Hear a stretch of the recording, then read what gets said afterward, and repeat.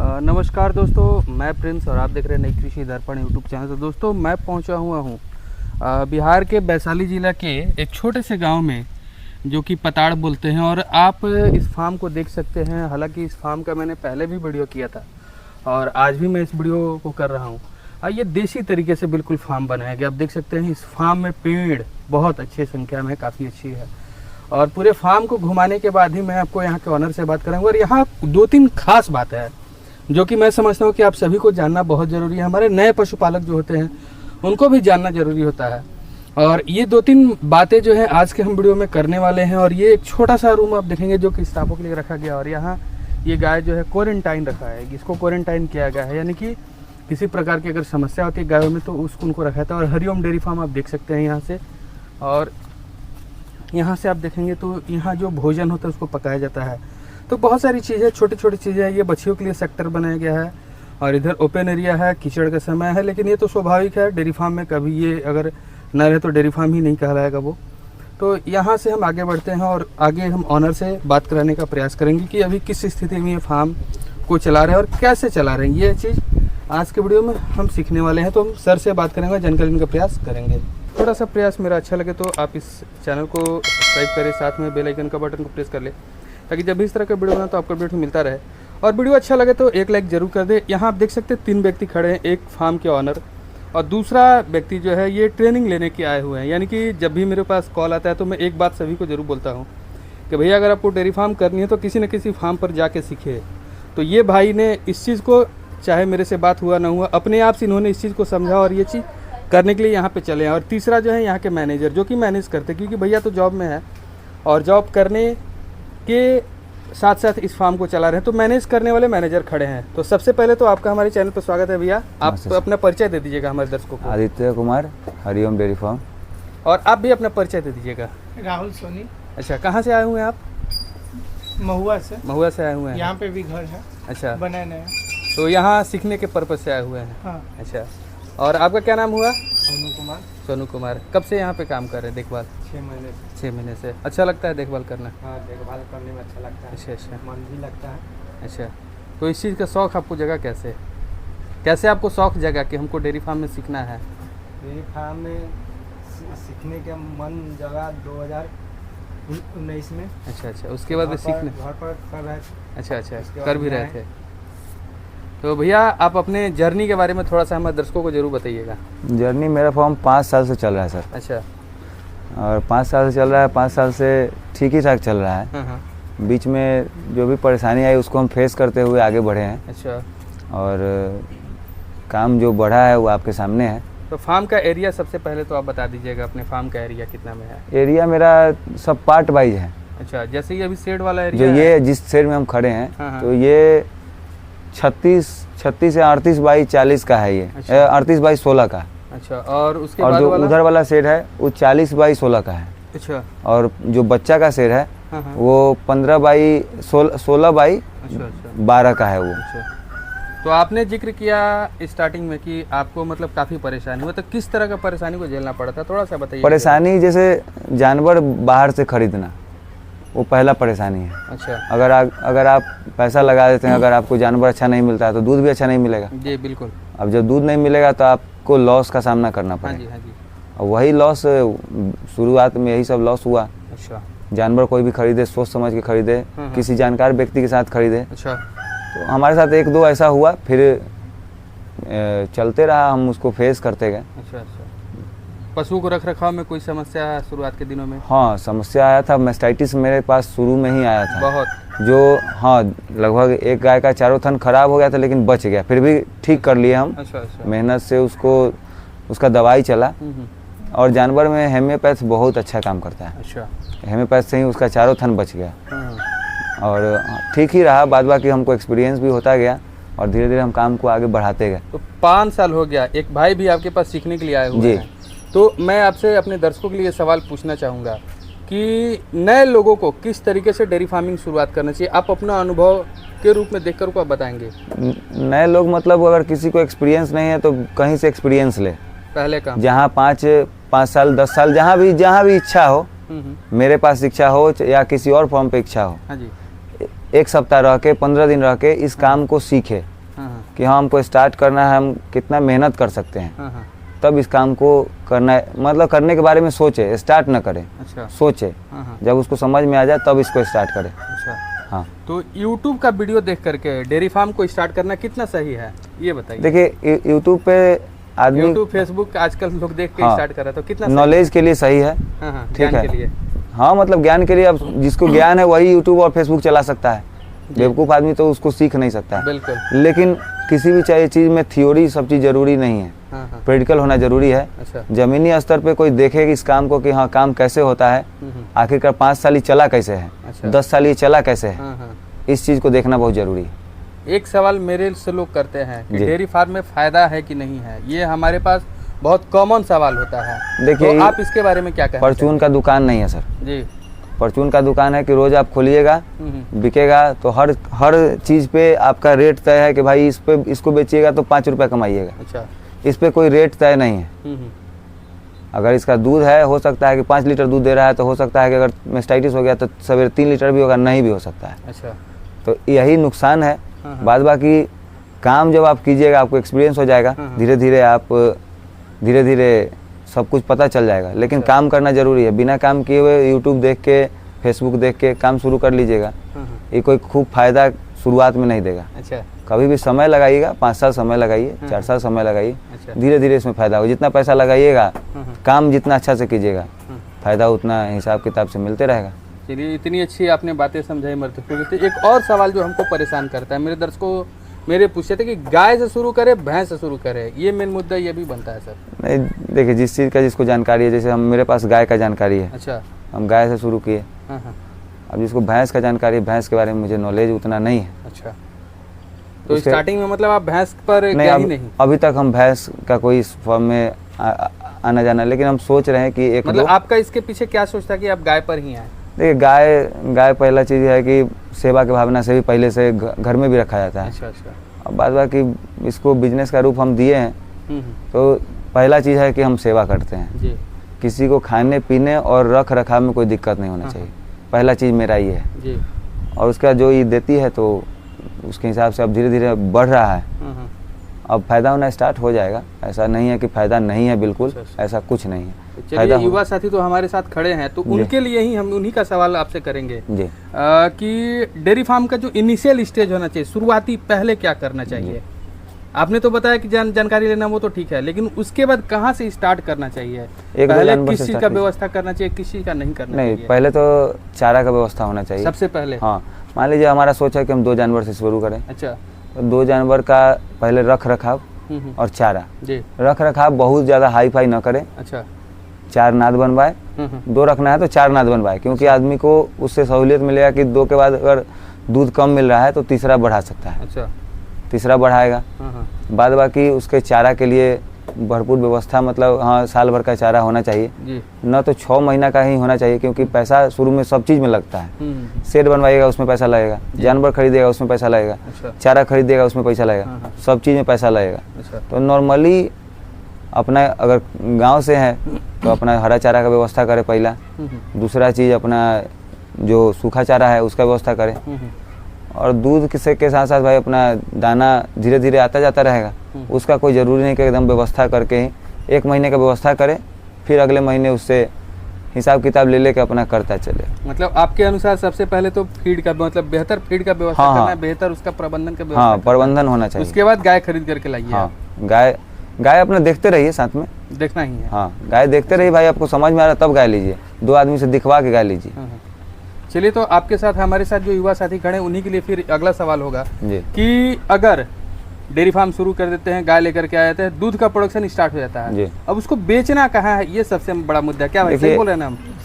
तो ये सबसे बड़ा मुद्दा है। आप शुरुआत में कहाँ बेचे थे, ये बताइएगा अपना अनुभव। देखिए, अभी एक डेयरी तो अभी चलता ही है। हाँ। तो पहला चीज़ है कि भाई अगर कहीं व्यवस्था नहीं हो रहा है तो आप डेयरी में दूध दे के फिलहाल काम को शुरू कर सकते हैं। लेकिन डेयरी में देने से आपको फ़ायदा बहुत नॉर्मल होगा। अच्छा।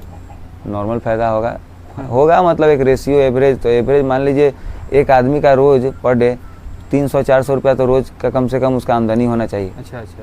अगर इस काम को कर रहा है तो 400 रुपया उसको आमदनी होना चाहिए। जी। तो उसके अकॉर्डिंग उसको फिर से उस काम में लग जाना चाहिए कि भाई हमारा दूध 50 रुपये लीटर बिके, अच्छा अच्छा 30-35 की जगह 50 रुपये बिके। जी जी। उसके लिए थोड़ा मेहनत करे, अच्छा गांव में बेचे, हाँ। शहर में जाके बेचे। अच्छा जी, हाँ, यही कर सकता है वो। यही कर सकता है। तो शुरुआत में आपको रेट मिला था बढ़िया? नहीं सर, रेट तो चलिए जो तो ये बोलिए हम जब बताइए। शुरू किए थे तब सेंटर का रेट 25 रुपये से लेके 28-30 के अंदर ही था। अच्छा, तो काफ़ी मायूस होते होंगे। हाँ उस टाइम, लेकिन फीड का भी रेट कम था अच्छा, कम भी था फिर। उस समय, मतलब नॉर्मल चल रहा था। तो जैसे अभी है वैसा ही है, उसका रेट दूध का थोड़ा सा बढ़ गया, तो चारा का रेट आसमान छू रहा है। अच्छा, अभी 11 रुपये के जी भूसा है, जी जी। 11 रुपये के जी भूसा है। चोकर है, फीड अगर अच्छा फीड आप खिला रहे हैं तो 1700-1800 रुपये से कम मिल नहीं रहा है। अच्छा अच्छा, तो आपके अनुसार से क्या डेयरी फार्म में मतलब हिसाब किताब करना बेहतर होगा या नहीं करना बेहतर होगा? शुरुआती स्टेज में आपको काम बढ़ाना बेहतर होगा, हिसाब किताब करना बेहतर नहीं होगा। अच्छा आप काम के बारे में सोचिए कि हम काम कितना बढ़ा सकते हैं। अच्छा काम बढ़ जाएगा तो हिसाब किताब अपने आप हो जाएगा। अच्छा अच्छा। तो अब आपके फार्मिंग पे आते हैं, तो आप किस तरह की पशु रखे हुए हैं अपने पास में सर? अभी अपने पास सब क्रॉस ब्रीड है, क्योंकि हम बाहर से खरीदे थे, हाँ हाँ और जो हम ब्रीडिंग भी किए हैं हाँ। उसको भी फिलहाल हम क्रॉस ब्रीड ही किए हैं। अच्छा। अब हम सेक्स सीमेंट का इस्तेमाल करना स्टार्ट कर दिए हैं, क्योंकि अपने पास 5-6 बच्चियाँ तैयार हो गया है। अच्छा। अब उसमें हम अपना इस्तेमाल कर रहे हैं सेक्स सीमेंट, जी जी। और ब्रीडेड बाछी लेने का कोशिश कर रहे हैं कि हाँ अब उससे अब आए, अभी तो लगा है तुरंत अभी सेक्स सीमेंट। टोटल पशुओं की संख्या अभी आपके पास कितनी है? 25-26 अभी जानवर है मेरे पास, छोटा बड़ा। हाँ। लगभग छोटा 4-5 ही है, छोटा सा 3-4-5 है, बाद बाकी सब बड़ा ही हो गया। कोई 4 महीने का प्रेग्नेंट है, कोई 7 महीने का है, कोई 8 महीने का है, तो बड़ा ही है वो। अच्छा, तो मिल्किंग वाली कितनी है अभी? मिल्किंग वाला हमारे पास 11 है। और कितना दूध निकाल ले रहे हैं इनसे? दूध अभी मेरे पास 130-40 अप्रॉक्स है। हाँ, ऐसे ही। क्या रेट से अभी आपका दूध जा रहा है सर? ऐसे हमारा रेट से चलता है तो 50 रुपये हम देते हैं जो कस्टमर ऐसे से? नॉर्मल आते हैं उनके लिए, जी। और कुछ लोग रेगुलर हैं तो उनको और कुछ थोड़ा रिबेट देना पड़ता है। हाँ। और सेंटर का फैट SNF के हिसाब से है, हम्म। तो वो भी 35 से 40 के बीच में आ जाता है हमारा। तो दूध से अभी कितना कलेक्शन कर पा रहे हैं, कितना मतलब पैसे आ रहा है दूध से आपका सर? अब 140 लीटर के 130 लीटर के हिसाब से आप लगा लीजिए, एक एवरेज 40 रुपीज़। 40। हाँ तो 13 चौके 52, हाँ, मतलब 5200 रुपया। 5,000 रुपया मानिए ना, 5,000 रुपया, हाँ हाँ 5,000 ही मान के चलते हाँ। हैं। महीने का आप 1.5 लाख रुपए का दूध बेच ले रहे हैं? हाँ लगभग वही है। 1.5 लाख बीच का। में कोई दिक्कत हो गया तो और भी कम होता है। अच्छा। और उसके साथ बच्चियाँ ज़्यादा है तो हाँ, उसके हाँ। खान पान में अच्छा। और भी अपने घर से भी लगाना पड़ता है। अच्छा अच्छा। खर्चा वर्चा कितना कर लेते होंगे फिर उसमें आप? खर्चा नॉर्मल पैसा जो आता है इसी में लगाते हैं। इसी में भी लगा हाँ, रहे हैं? क्योंकि आप देख रहे हैं व्यवस्था, हम सिर्फ व्यवस्था कर रहे हैं। अच्छा। हम अभी बोले हैं कि काम को बढ़ाए, हाँ हाँ, फायदा के बारे में ना सोचे। सोचिए बिल्कुल। फायदा एक समय पर होगा, हम्म। और उस समय को लाना पड़ेगा। अच्छा, तो ये काउमेट वगैरह देख पा रहे, कहाँ से खरीदते हैं सर ये सब चीज़? ये सब पटना से परचेज हुआ है, मनीष इंटरप्राइजेज से। अच्छा। हाँ। तो क्या आपके ऑर्डर पे आ जाता है, आप जाते हैं लेने के लिए? दोनों चलता है। उनसे हमारा लगभग 5 साल से अपना बात बनाव है, जो भी लिए हुए हैं वहीं से लिए हैं। तो मनीष जी का सर्विस कैसा है? बहुत बिहार अच्छा में? है, सर्विस बहुत बिहार अच्छा या है। बाहर कहीं भी? अभी तो हम बिहार के लिए तो हम बिहार में ही लिए हैं, बाहर बढ़िया के सर्विस है? हाँ सर्विस बहुत बढ़िया है, अच्छा। और बात व्यवहार भी उनका बहुत अच्छा है। चाहे सामान का रेट भी एवरेज मतलब बाहर से और यहाँ का रेट मिला है कि नहीं कभी आपको? ऐसे मिलाए तो नहीं है, लेकिन दूसरे से पूछे हैं जो अलग लगा के रखा है हाँ। अपनी जगह पे, फॉर्म पे मैट उट लगा के रखा है, जी। तो उसके रेट के अकॉर्डिंग उनका रेट सही है। सही है। क्योंकि बहुत सारे लोग उनके बारे में भी शिकायत करते हैं कि रेट महंगा देते हैं। मैं भी उनका वीडियो करता हूँ। लोग सामान सस्ता महंगा होता रहता है कि नहीं? अब आप एक पीस अगर कहीं लेने जाइएगा हाँ हाँ, तो आदमी एक पीस बेचेगा तो भाई आपको महंगा लगेगा, लेकिन आप 10 पीस ले रहे हैं तो आपको सस्ता हो जाता है अपने आप। बिल्कुल बिल्कुल सही। वही बात है कि अब आप एक पीस अब रखने के लिए तो आपको कॉस्ट, मान लीजिए वहाँ अगर आपको मिल गया अगर 50 रुपये का सामान, अब लाने में 150 रुपया खर्चा हो गया, अच्छा जी। तो भाई आप कॉस्ट जो है 200 में सामान मिल गया। तो सिर्फ मैट ही लगाए हैं उनका या और भी कुछ आप इस्तेमाल करते हैं? मैट लगा है, हाँ, वो कैन उन सब वहीं से आया हुआ है। अच्छा, मिल्क कैन वगैरह? हाँ मिल्क कैन वहीं से आया हुआ है। अच्छा। नाद वगैरह भी आया हुआ है, हम्म। जो प्लास्टिक नाद होता है वो सब। जी जी जी। ये जो सबको मोड़ी भी लगा हुआ है वहीं से आया हुआ है। अच्छा। लगभग जो बड़ा सूरज देखिए, छोटा चीज़ भी हम वहीं से मंगवाते हैं। अच्छा, हर छोटा बड़ा सामान हम हाँ छोटा बड़ा सामान हम वहीं से कलेक्ट करते हैं बस। चलिए, तो अब बरसात का टाइम है, अभी काफ़ी बीमारियां होती है जी। पशुओं में, हाँ, तो कीड़ा आप मकोड़ा क्या ज्यादा। समस्या झेल रहे हैं अभी आप पशुओं के साथ में? ऐसे नॉर्मल समस्या तो कुछ नहीं है, लेकिन अभी जो एक वायरल डिजीज चला है हाँ हाँ। लंपी, अच्छा, मेरे 2-3 जानवर को अभी हो गया है। तो क्या उनके लिए आप कर रहे हैं? जब हो गया तो क्या कर रहे हैं? हो गया है तो उनको यहाँ से साइड में रख रहे हैं अच्छा। कि दूसरे को इन्फेक्शन ना फैले, हाँ हाँ। और बाद बाकी उसके खान पान का विशेष व्यवस्था रख रहे हैं, अच्छा और हेम्योपैथ से इलाज चल रहा है। अच्छा। अच्छा, हाँ, होम्योपैथ का इलाज कर रहे हैं। डॉक्टर साहब को भी दिखाया तो वो भी जो सजेस्ट किए हैं कि इसको इस तरीके से रखा जाए, वैसे ही रह रहा है। काफ़ी रिकवरी है, कोई दिक्कत नहीं है। एक इसको हो गया था, बहुत बड़ा घाव भी हो गया है अच्छा अच्छा। पैर में, लेकिन ये रिकवर हो गया, अच्छा। कमज़ोर भी हो गया है काफ़ी। जी जी। ये गिर क्रॉस, ये भी एनडीटीवी का 5 स्टार सीमेंट का है। तो क्या करे कि ये डिजीज ना हो, ऐसा अब लंपी ना हो? वैक्सीनेशन होता है, लेकिन सरकार का क्या है ना कि सरकार हमेशा जब गलत टाइम पे वैक्सीनेशन करवाता है, अच्छा जब होने लगता है ना तो सरकार उस पर जगता है। अच्छा सरकार का सबसे बड़ा यही किसान के लिए बहुत दिक्कत है। अच्छा। अच्छा, समय की मतलब समय पर हाँ, अभी जब हो गया है तो अभी वैक्सीनेशन हो रहा है। अच्छा। अब धड़ल्ले से वैक्सीनेशन, अब जिसको हो गया है अगर वैक्सीनेशन करा दे, कहीं दिक्कत हो जाए तो इसके बिल्कुल, लिए भी डर बिल्कुल लगता सही है। अब जानवर है, आदमी का पता थोड़ी है कि हाँ भाई आदमी को लग रहा है, चलिए ठीक है। अब इसके अंदर के स्वास्थ्य के बारे में हमको नॉलेज अंदर का क्या जानने है। आपने ब्रीडिंग का जिक्र किया, सेक्सुअल सीमन का इस्तेमाल करें, तो कोई ऐसी बच्चियाँ आपके पास जो खुद की तैयार हुई हो, है या नहीं है अभी? हाँ, तैयार हुई है, आइए अच्छा। ना दिखाते हैं। जी जी। 2 बच्चे हैं जो कि हमारा, ये तो घर के लिए हम तैयार किए हैं। एक अच्छा, उठ, खड़ा करा देंगे और? थोड़ा सा। ये कितने दिन की होगी? कौन सी ब्यात की? सबसे पहले ये बताइए। ये एक ब्यात के, दूसरे में प्रेग्नेंट है ये। अच्छा, कितना पहले ब्यात में दूध था इनका? ये 12 लीटर दूध की है। अच्छा, 12 लीटर की है दूध। हाँ, 12 लीटर दूध की है। और किस सीमन से इसको प्रेग्नेंट करवाए हैं सर? देखिए, उस टाइम हम ब्रीडिंग कर नहीं रहे थे। जैसे घर के लिए जो गाय हम खरीदे थे, जो मेरे पास 6-7 ब्यात की एक गाय है, अच्छा। तो उसी का बच्चा ही उस टाइम डॉक्टर साहब आए, अपना सीमेंट डाल दिए, हाँ। बोले कि अच्छा सीमेंट डाल दिया है, उसको घर के लिए तैयार कीजिए। अच्छा, वही सीमेंट का ही डला हुआ बच्चा है। चलिए। इसका दूध काफ़ी अच्छा दूध आता है। तो अभी जो बच्ची आपके पास प्रेग्नेंट हुई है, ऐसी कोई बच्चिया है कि नहीं है सर? और दूसरा बच्चा मेरा ये है, इसी की बहन है ये। अच्छा, इसी की अब इसी को सेक्स सीमेंट लगा है। कौन सा सीमन डाले हुए हैं? अभी सेक्स सीमेंट लगा है इसको। अभी एक स्ट्रो रखे थे, हाँ।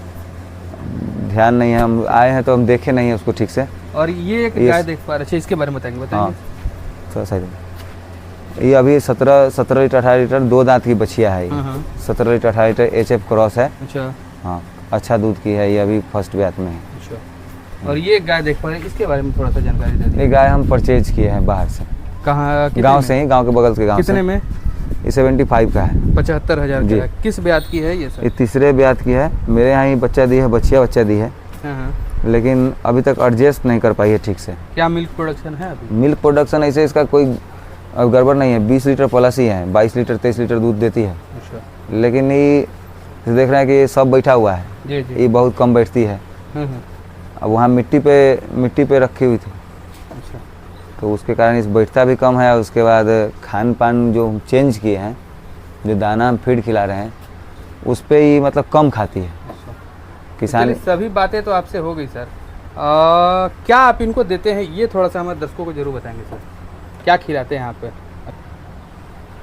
फीड है। हाँ। और उसके बाद ये दर्रा जो बोलते हैं आप, दलिया जी। दलिया मक्का। पका के? हाँ, पका के ही मिलता है। क्या क्या होता है दलिया में आपका? मक्का, अभी गर्मी है तो चना, अच्छा। और उसके बाद वो गेहूँ। जी। गेहूँ का मात्रा ज़्यादा होता है, मक्का कम होता है, हाँ। और चना एक एवरेज होता है, मतलब कि हाँ भाई 100 किलो में 20 किलो डलवा दिए बस। अच्छा। बाद बाकी तो फीड के साथ अपना चल रहा है। अच्छा। फीड मिलता है और चोकर चलता है। हाँ। और हरा चारा पूरे साल मिलता है? हाँ, हरा चारा एक आध महीने कभी गैप कभी होता है। गैप होता है, 1 महीना 2 महीना गैप हो गया, हाँ। नहीं तो तो पूरे उस टाइम साल। में कोई प्रभाव पड़ता है गायों पर हरा चारा? उस टाइम हम मिनरल्स ज़्यादा देते हैं, मिनरल्स और कैल्शियम, देना पड़ता है। मिनरल्स और कैल्शियम दे देते हैं। अच्छा। चलिए, तो बहुत अच्छी आपने जानकारी दी हमारे दर्शकों के लिए, इसके लिए बहुत बहुत धन्यवाद सर। धन्यवाद।